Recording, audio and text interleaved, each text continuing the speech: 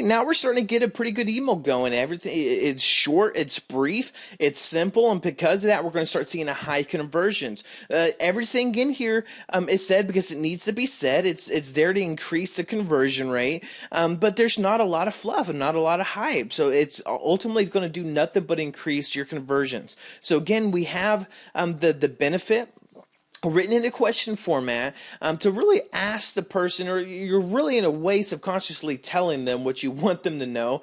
But it's just, one thing is just being asked something versus being told something. When you're told something, you're kind of put up a guard. You automatically put up a defense. But whenever you just ask your opinion, it really just lets those barriers just subside, and it really allows you to open up and really receive the rest of the message. So you got your benefit. How would you like to learn how to make $705 in 1 hour with one email? If so, then simply click the link. It's very short to the point, but it's a very strong, compelling reason to click the link, because again, we're not trying to sell in the email. We're just trying to get them to go to the landing page, or to the sales page, or to the offer, the blog, whatever it is that's designed to convert. And then now we're reinforcing that call to action. If you ever wonder what it would be like to send out one email and make more than you did working all week at your job, then check out the link above.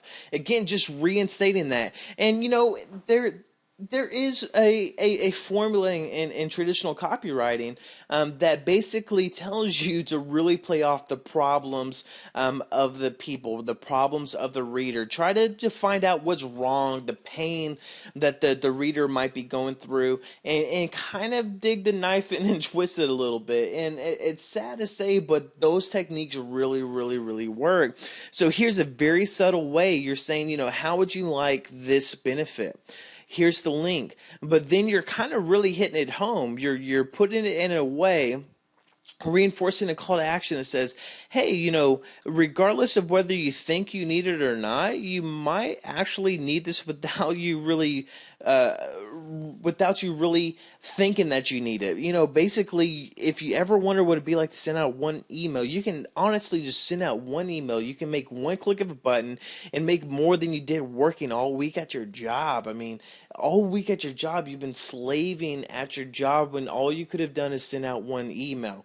So again, you're just kind of, reinforcing that there is a problem that they have, that they need a solution for, and then that's why it leads them back up to the benefit. It leads them back up to the link, which ultimately needs to be clicked, and then just leave it at that. Don't really make your emails any more longer than this. So this is basically kind of like the method to the madness. And if you notice what I'm doing here, even with all the ellipses at the end of the sentences, the ellipsis kind of tells the person it's an incomplete thought, an incomplete phrase, so they have to move on.